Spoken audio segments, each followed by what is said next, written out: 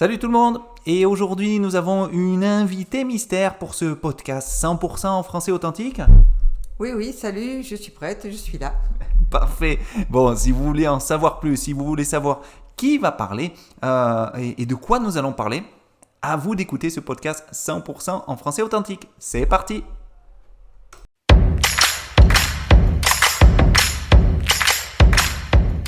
Podcast 100% français authentique, un podcast pensé spécialement pour les étudiants de français qui veulent avoir un contact avec du vrai français, fait par un français, Éric Langon, c'est moi, professeur de français au Brésil. L'idée, c'est de vous parler 100% en français et de vous présenter ou de vous expliquer un fait d'actualité en français, une curiosité en français ou une chose qui me tient à cœur en français. C'est parti!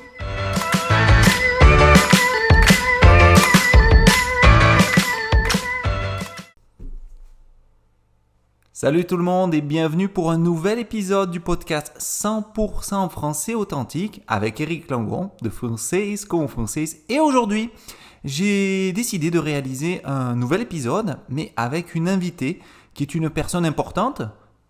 Es-tu importante ? Je ne sais pas, mais pour toi certainement, puisque je suis ta mère. Ah, elle s'est déjà présentée. Bon, alors exactement, on va faire un épisode en fait, donc 100% en français authentique avec ma mère. Je vais te laisser te présenter, je vais faire les choses bien comme il faut. Est-ce que tu peux nous dire qui tu es, quel âge tu as, l'affiche comme si c'était la police. Ouais. Alors bonjour, je m'appelle Nicole, je suis la mère d'Éric, je vis en France, plus spécialement en Provence, dans le sud de la France. J'ai 68 ans. Et voilà, maintenant je ne travaille plus, je suis retraitée. Exactement. Donc retraité, alors avant, donc tu es retraité de quoi ? Tu faisais quoi comme travail avant ? Dis-nous tout. Alors auparavant j'étais dans la fonction publique territoriale, je travaillais pour le département de Vaucluse qui a un territoire qui recouvre les 151 communes du département. Et donc, je m'occupais spécialement des recettes départementales. Alors, juste pour qu'on comprenne bien, pour que les gens comprennent bien, la fonction publique territoriale, c'est... Donc, tu es fonctionnaire, tu étais employé de l'État, c'est ça ? Non, la fonction publique territoriale, il y a deux fonctions publiques. Une fonction publique de l'État et une fonction publique des collectivités territoriales, c'est-à-dire que c'est une fonction qui est décentralisée. On a nos propres règles, on a notre propre budget et on décide de ce qu'on doit faire sur le territoire, mais tout en bien appliquant les lois et les décrets de l'État. Nous, on n'intervient jamais sur les lois et les décrets, mais uniquement sur les choix qu'il y a à faire au niveau d'un territoire du département. Voilà, parce que c'est ça la grande différence. En fait, on a les fonctionnaires, d'État, oui. Qui sont... alors, des fonctionnaires d'État, est-ce que tu peux m'en citer quelques-uns par exemple ? Par exemple, il y a l'éducation nationale, tous les professeurs, il y a tous les services de l'État pour les impôts, les inspecteurs des impôts, il y a également tout ce qui concerne les hôpitaux, les infirmiers, les médecins, les chirurgiens. Et donc tous ces gens, ils sont payés par l'État. Par l'État, voilà. Et toi, tu étais fonctionnaire public territorial. Territorial, et j'étais payée par le département de Vaucluse, qui lui gère les collèges, mais tout ce qui est intendance, tout ce qui est fonctionnement, c'est-à-dire les cuisines, la sécurité, la propreté, les bus, les transports scolaires, les routes, également les personnes âgées. En fait, donc on avait notre propre budget et on est payé par le département. Ok. Et alors donc tout ça, c'est permis. Pourquoi ? Pour une chose très simple, c'est que la France, c'est un État qui est décentralisé. C'est ça. Est-ce que tu peux nous expliquer juste, alors sans que ce soit une définition du type Larousse ou du petit Robert, mais juste expliquer ce que c'est grosso modo un État décentralisé, parce que je pense que c'est une chose qui n'existe. Ça n'existe pas au Brésil, hein, c'est pas la même chose. Au Brésil, c'est un État qui est fédéral et la France est un État décentralisé. C'est quoi un État décentralisé? Alors, un État décentralisé, c'est que tout en obéissant aux lois et aux directives de l'État, du gouvernement, on a chacun notre propre budget et on a nos propres compétences, c'est-à-dire pour le département, ce sont les personnes âgées, l'aide sociale, l'enfance, les collèges et les routes. C'est le département qui finance l'ensemble de ces compétences.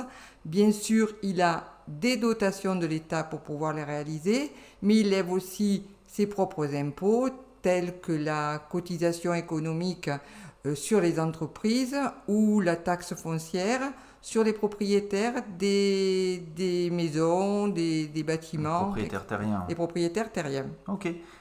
Donc voilà, ça c'est une chose qui est assez différente. Et alors, toi, donc, tu travaillais pour le département. Tout à fait. Le département de Vaucluse. Exactement. Donc le département de Vaucluse, pour les personnes qui ne connaissent pas, il a un numéro. C'est quoi son numéro? Le département de Vaucluse, c'est le 84. Voilà, 84. Alors juste pour parler un peu d'organisation territoriale, parce que la France, comme je disais, c'est un pays qui est donc décentralisé, mais c'est un pays qui s'organise administrativement et territorialement différemment du Brésil. C'est pas la même chose. Pour simplifier, on a premièrement donc on a la France, donc pardon, on a la ville. Après après la ville, on a le département. Après le département, nous avons la région. Et après la région, nous avons l'État. Bon, la ville est représentée politiquement par le maire. Très bien, ou la maire. Hein. Ou la maire. Alors, on dit la mairesse on peut dire la mairesse, on peut dire rare, hein. Madame le maire, mais on dit souvent Madame le maire. Ouais. Ou la maire, le maire. Bon, bref. Ouais. Donc, la ville, l'organe, l'institution qui va gouverner la ville, c'est la mairie, est représentée par un maire.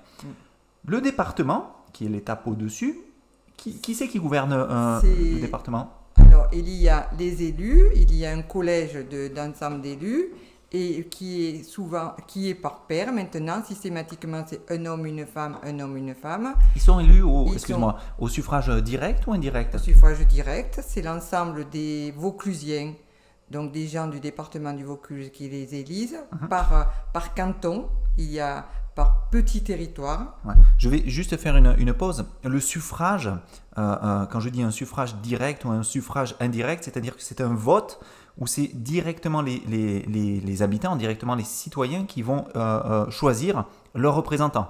Par exemple, un suffrage direct, c'est un vote direct où les citoyens, donc les Français, les personnes qui habitent la région, ont pouvoir de décision direct. Ils vont voter dans un bureau de vote pour élire leurs représentants. Indirect, c'est quand les Français vont élire une personne qui va élire une autre personne. Par exemple, pour le Sénat. Par exemple, le Sénat, exactement. Donc, tu nous disais des élus. Alors, au niveau du département, il y a le président du département et qui avec tous les élus et eux-mêmes décident, ils se réunissent systématiquement tous les mois pour décider des opérations qu'ils vont conduire et des missions qu'ils vont développer. Ensuite, il y a le président de la région qui est aussi élu par l'ensemble des gens de la région. Alors la région, c'est plus le conseil général? Non, c'est complètement différent. C'est quoi la région, c'est l'ensemble des départements. L'ensemble des départements forment une grande région. Et il y a, si mes souvenirs sont bons, 5 grandes régions en France. Et ensuite... C'est quoi? C'est une préfecture qui les gère? Non, pas du tout. C'est une collectivité territoriale. Il y a 3 collectivités territoriales. La commune, le département et la région. Chacun n'a aucune prise de décision sur l'autre. Chacun est complètement autonome. Par contre, il y a des missions communes où ils peuvent financer ensemble un même projet, avoir des liens financiers. Mais par contre, les décisions sont prises chacun dans sa sphère, dans son propre domaine. Et après, on a l'État. Donc, ensuite, il y a l'État. Ok. et avec ses subdivisions, ses divisions, ses ministères, etc., etc. Alors, toi, tu as fait la quasi-totalité de ta carrière au sein du Conseil général?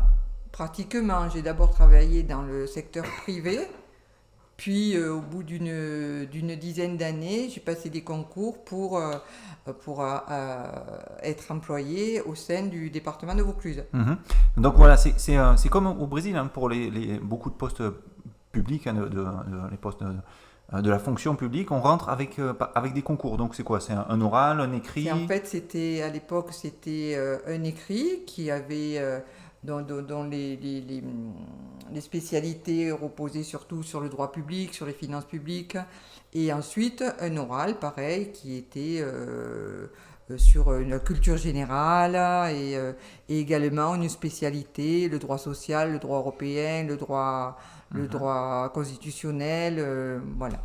Et donc après, on va, en fonction du concours qu'on passe, hein, on va être catégorie A, catégorie B, catégorie C, qui sont des catégories en fonction du niveau de compétence, du niveau de responsabilité, le salaire qui change et tout ça. Et donc toi, tu es rentré à l'époque, donc il y a quelques années en arrière, tu es rentré en catégorie? Je suis rentré en catégorie C, puis ensuite j'ai passé le concours pour la catégorie B, ensuite le concours pour les catégories A. Parce que tu as eu à chaque fois. Que j'ai réussi à chaque fois. Oui. Et ensuite le concours de directeur. D'accord. Et oui, parce que donc bon, aujourd'hui tu es à la retraite, mais tu as fini ta carrière sur un poste de directeur. Voilà, c'est ça. C'est bien. Non, mais c'est bien. J'étais contente de mon parcours, ouais. Mais j'ai beaucoup travaillé pour cela. Exactement. Ben oui, mais c'est important, mais il faut le dire. Et alors, tu étais donc directeur du service? Alors, je dirigeais le service des recettes du département. Alors, attends, c'est quoi? Est-ce que tu peux nous définir en termes assez simples ce que c'est une recette? Alors, les recettes du département, les recettes d'une collectivité locale, normalement, c'est toutes les dotations de l'État, c'est-à-dire que l'État, il récolte des impôts auprès de l'ensemble des Français et ensuite il redistribue cet argent aux communes, aux départements, aux régions et bien sûr dans tous ces services. Donc il y avait les dotations de l'État, il y avait également les impôts fonciers, les impôts auparavant c'était la taxe professionnelle, maintenant c'est la cotisation économique territoriale. Il y a ensuite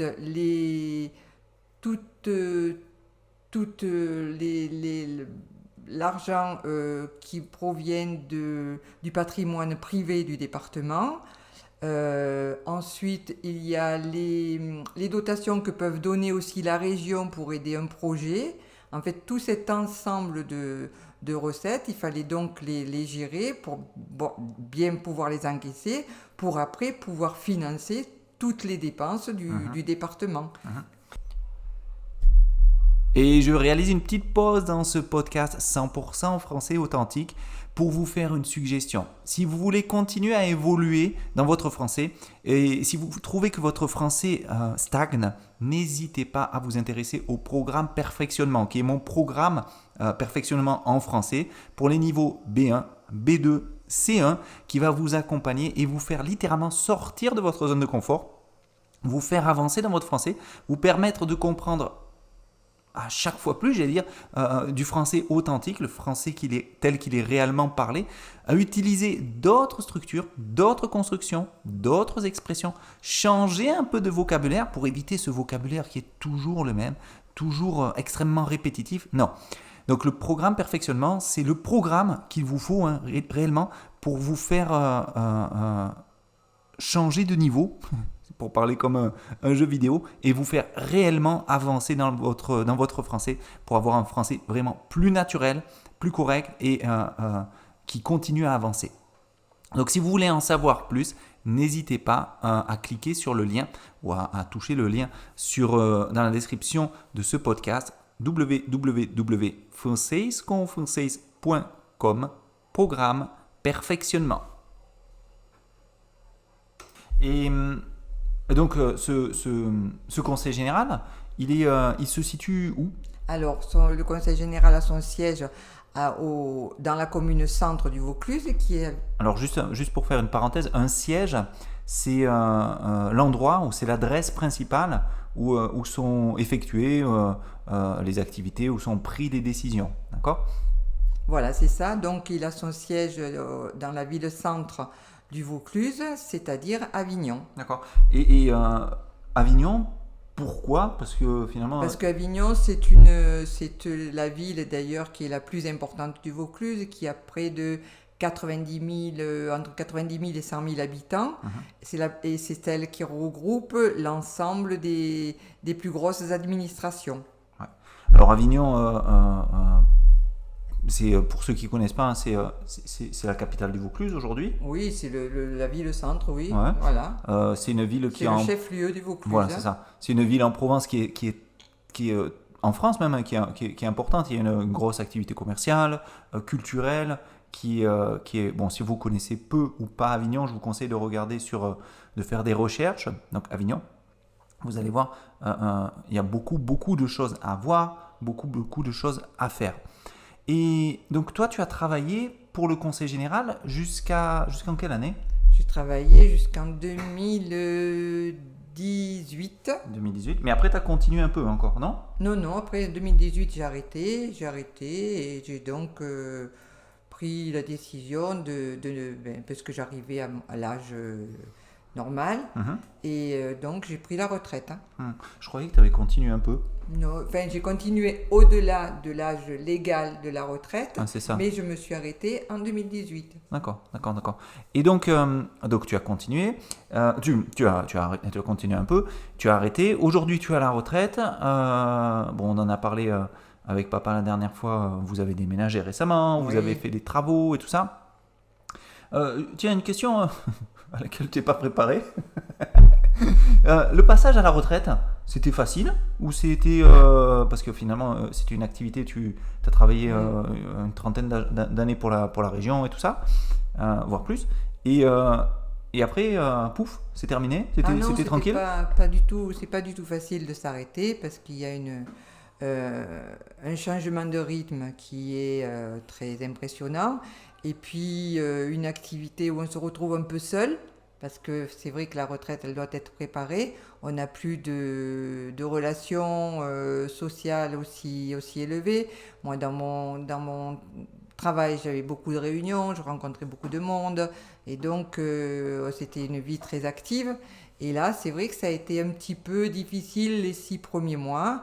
Mais ensuite, il faut réagir. Et donc, j'ai décidé de me mettre un peu plus au sport en faisant... de la marche sportive, en faisant des randonnées. Juste pour expliquer la marche sportive, parce que les gens connaissent la marche, c'est-à-dire marcher normalement dans la rue pour aller à droite, à gauche, acheter son pain. La marche sportive, c'est quoi la différence ? On marche dans un centre-ville, on marche où ? On fait quoi ? Alors on marche souvent, déjà on marche avec des bâtons de marche.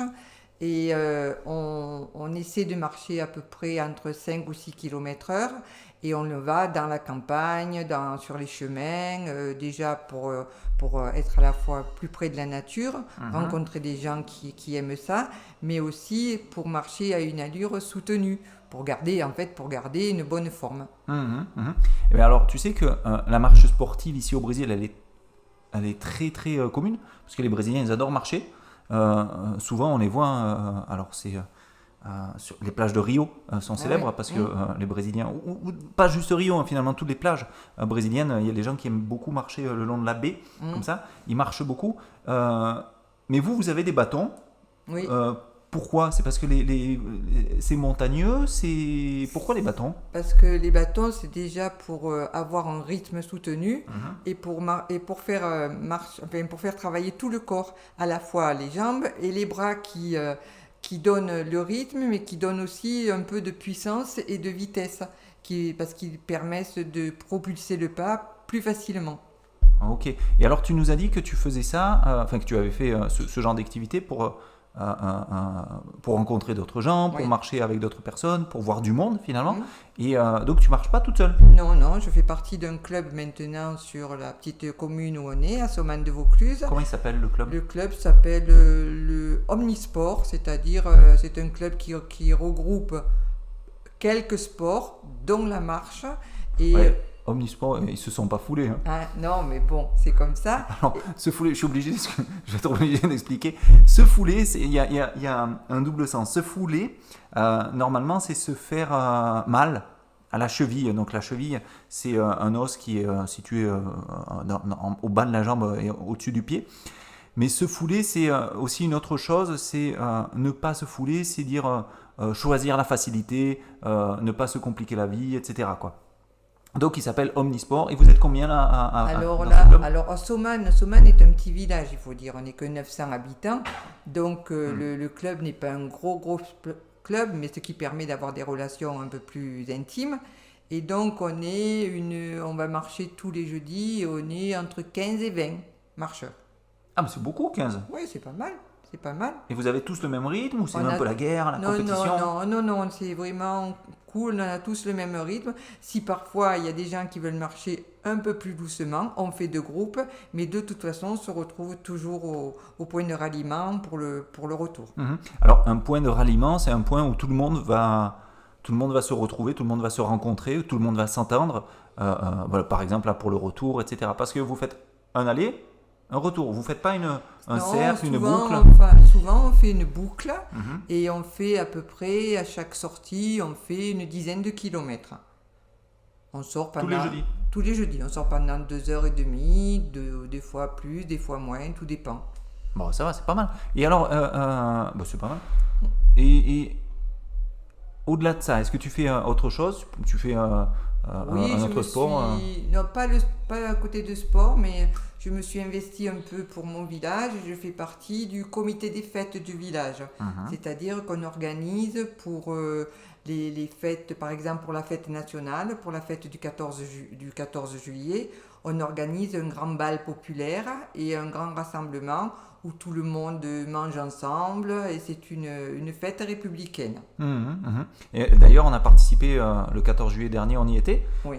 C'était très sympa. Il y avait un concert de rock, pop, enfin, de musique de variété française, un concert assez sympa. Il y avait une grande paella qui avait été C'est faite, ça. du vin, Et tout ça. voilà, C'était cool, quoi.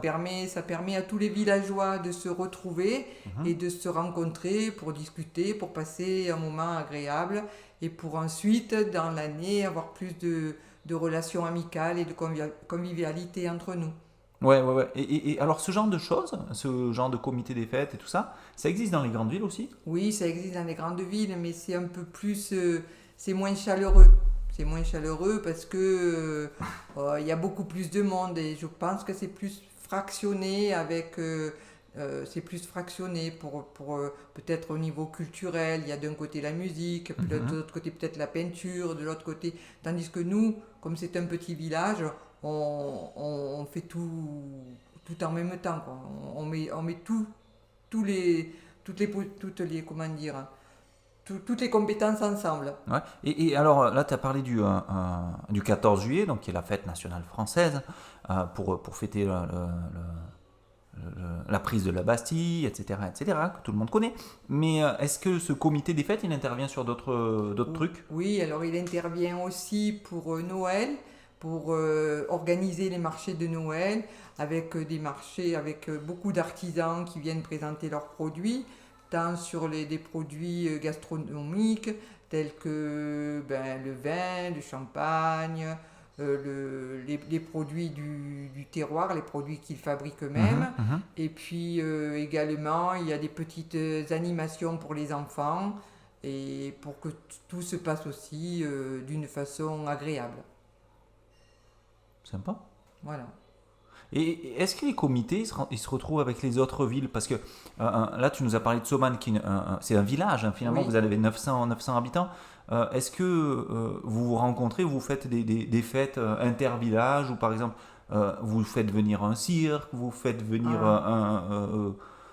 un mini parc d'attractions pour les enfants Alors ou ça, est-ce que c'est possible ou c'est pas oui, possible? ça peut se faire dans le cadre des communautés de communes Mhm. qui mettent leurs moyens en commun et pour faire venir par exemple un groupe ou souvent pendant l'été pour organiser les festivals d'été, les festivals soit de théâtre, soit de musique ou soit de danse.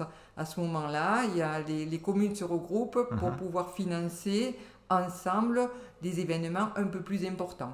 Et là, c'est pas trop le cas. Il y a un festival qui est Oui, oui, il y organisé? a un festival, le festival de Soman, il est associé au festival de l'île sur la Sorgue Ouais. et des 5 communes qui sont proches de Soman. Mhm. Et c'est un festival de quoi? C'est un festival de musique, De musique? de musique et de théâtre, Tout type de musique? tout type de musique. Tout Alors, type de théâtre? oui, et chaque année on change de répertoire. C'est peut-être une année ça va être de la musique classique, une autre année de la musique par exemple du flamenco, une autre année de la musique pop rock, une autre année voilà. Après ça peut être du théâtre, de Molière ou Mais théâtre aussi? un peu plus contemporain. C'est Oui. quand? Généralement c'est au mois de juillet là où se passent tous les festivals en Provence. Mais alors, pourquoi faire un festival de théâtre alors qu'à Avignon, donc c'est la ville dont on parlait au début de ce podcast. Alors Avignon, peut-être que je ne sais pas si vous le savez, mais Avignon c'est la ville qui a le plus grand festival de théâtre au monde. Euh, il se passe alors, juillet, mois ouais, de juillet. c'est 3 semaines, les 3 semaines. trois premières semaines ou- 3 premières semaines de juillet.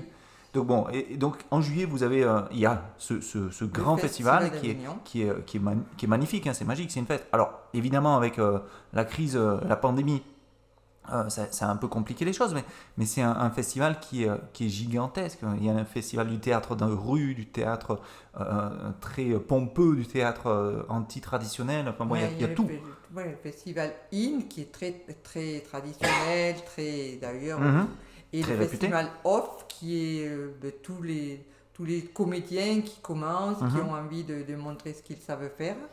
Mais alors ça, Mais et du il y a coup, plus de 2000 pièces de théâtre ah oui, non, c'est un truc qui de se fou. jouent. Mais dans toutes les villes, justement, dans toutes les villes du Vaucluse, même dans la région de la Provence, Mhm. il y a tous ces ces petits festivals qui se sont créés pour un peu aussi permettre aux gens qui habitent un petit peu plus loin d'Avignon d'avoir aussi accès à la culture et à tous ces moments décentraliser la détente. culture. Voilà, c'est ça. C'est fou ça, c'est la décentralisation De partout. étatique, Ouais. la décentralisation de la culture, c'est trop bien. Ouais. Et alors, moi j'ai une question que les Brésiliens me posent souvent, et je vais la poser aussi. Toi, en tant que Française, ou personne qui habite ou à Soman, à Lille ou à Avignon, ou près de ces villes-là, est-ce que toi tu profites de ces événements ou pas vraiment? Pas vraiment, parce qu'à Avignon, il y a vraiment beaucoup, beaucoup, beaucoup de monde. Ouais. Après, donc, c'est un peu la problématique pour pouvoir garer les voitures, pour pouvoir accéder aussi au théâtre, parce qu'il y a beaucoup, il faut réserver à l'avance. Mhm. Mais je vais plus facilement quand il y a par exemple une pièce de théâtre qui est jouée au château de Soman, puisqu'on a un petit château. Il y a moins de monde. Il y a moins de monde, c'est plus accessible. On est une centaine de personnes et à la fin du spectacle, on peut discuter avec les acteurs, on peut discuter avec le metteur en scène et ça permet d'avoir des entretiens et des échanges intéressants. Ouais. Généralement, ce que je réponds aux gens, c'est je leur dis que le festival d'Avignon, c'est ou pour les touristes, ou pour les passionnés de théâtre, ou pour les acteurs, les comédiens et tout ça. Parce que les vrais, les Avignonnais, hein, les personnes qui sont là à Avignon, ils y vont pas. Non, Et ils on y vont part. pas trop, effectivement. La majorité, on Il y a essaie de partir. Hein, aussi. beaucoup d'étrangers qui viennent. Mhm. Et puis c'est quand même un panier pour les acteurs. c'est une vitrine de ce qu'ils ont à proposer, parce qu'il y a Carrément. beaucoup de metteurs en scène, de producteurs qui viennent voir ces spectacles pour les acheter et ensuite les vendre dans le monde entier. Ouais, les adapter, les envoyer à Paris des Ouais, fois, oui, ils permettent c'est de ça. repérer les gens, ou vendre une idée, ou vendre un Oui, sketch, ou découvrir fait. quelqu'un. Mais c'est vrai que pour les Avignonnais, hein, ou pour les personnes de la région, c'est quelque chose qu'on évite. Alors, il y a une autre raison aussi, c'est la chaleur, parce que les gens, ils y C'est pensent pas, vrai. mais c'est en plein été et Au il mois de fait juillet, super, très chaud. super, super chaud. Donc, donc c'est vrai que c'est pas toujours l'idéal, quoi. Mais bon. Mais c'est quand même un festival qui est très renommé, hein. Ça. Ah non, non, c'est magnifique. C'est magnifique. Ben, moi, maintenant que j'y habite plus, Mhm. j'y vais.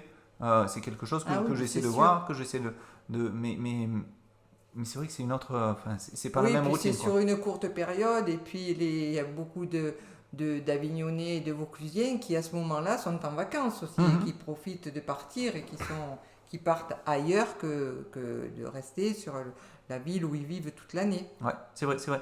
Et alors, bon, on a parlé d'Avignon, on a parlé de Saumane, donc qui est ce village où tu habites maintenant. Euh, Tout ça, c'est situé, ou en tout cas, c'est dans la région de la Provence. Oui. C'est une région que tu recommandes aux Brésiliens s'ils ne la connaissent pas, parce que souvent, un Brésilien qui va en France, il va visiter Paris, il va visiter Oui, les Paris, grandes il va villes. visiter Paris. Ah Mais oui. après, est-ce que la Provence, ça fait partie des choses à voir? Est-ce que ça fait partie des endroits qu'il faudrait connaître? Ah oui, je pense que la Provence, c'est une région à découvrir, parce qu'en fait, en plus, on a tout. On a la montagne, on a le géant de Provence, c'est le mont Ventoux, qui Mhm. fait 1407 mètres ou à peu près. Alors, juste le Mont Ventoux, pour ceux qui ne le connaissent pas, même chose, hein, bon, normalement, les cyclistes connaissent parce que c'est une montagne, donc comme tu disais, c'est la plus haute de Provence. Et il y a souvent le Tour de France, enfin souvent, le Tour de France, il passe de Oui, temps en temps. Et c'est une étape qui est assez violente parce qu'elle est montagneuse, ça monte très fort, très 18, haut. 18%, je Ouais, crois. ouais, c'est hard, quoi. C'est Mm. pas simple.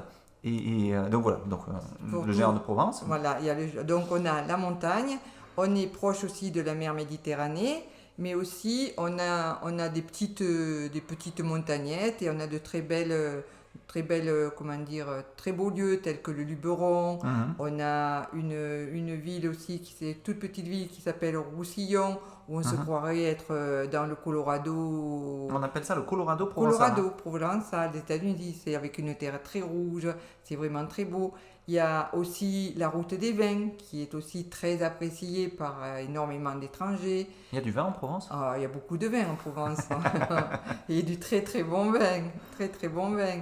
Et donc il y a, en fait, on a la mer, la montagne, et on a la, Et ma mère. la moyenne, on a la plaine, c'est vraiment très joli et très varié. Ouais. Donc je recommande fortement de venir visiter le Luberon, de venir visiter tout ce qui est vers dans les Bouches-du-Rhône aussi, Saint-Rémy-de-Provence, les Baux-de-Provence. Ce sont de très beaux petits villages, et historiques, où il y a Et beaucoup de vestiges accessible. et accessibles. C'est accessible parce que en TGV, donc c'est-à-dire le train à grande vitesse, hein, à partir de Paris, qui est dans la gare de Lyon, Avignon, c'est à 2h40. 2h40 2h40. exactement. Donc si vous prenez le bus plus ou la navette pour vous rendre en centre-ville et après en Provence où vous allez pouvoir louer une voiture par exemple, etc., vous êtes à peine à 3 heures de Paris, donc c'est super accessible. Même financièrement, hein, c'est pas Oui, très cher, non.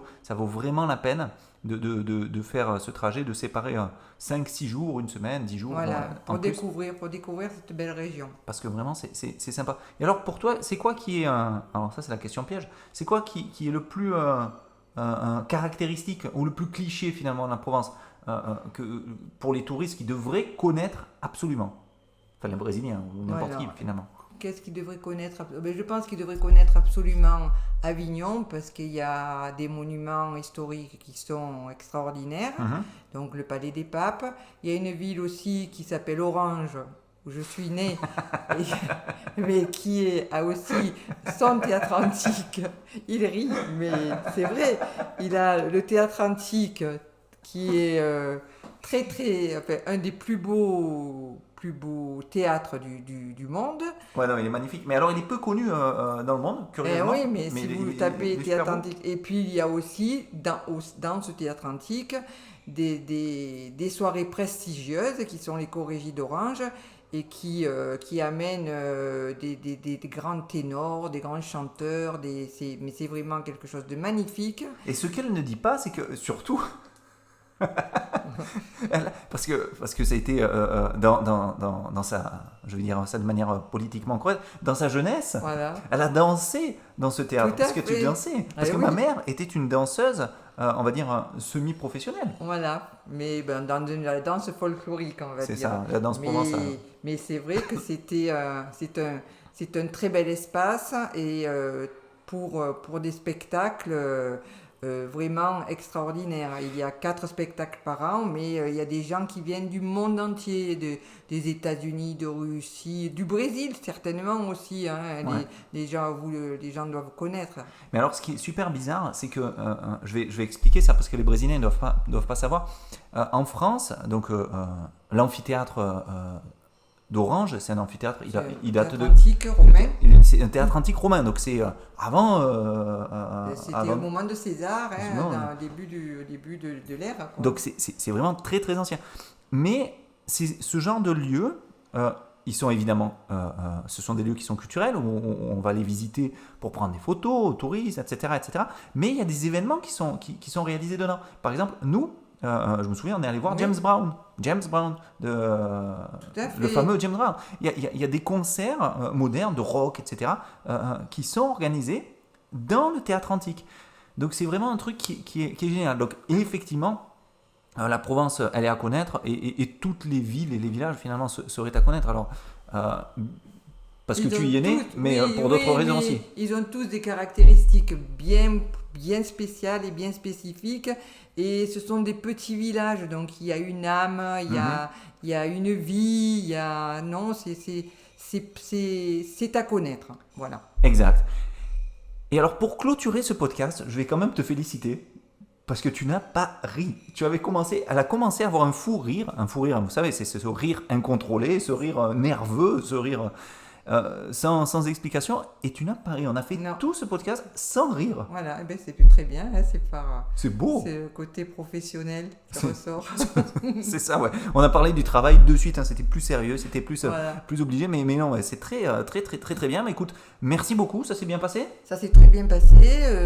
Merci à vous de nous écouter et salut.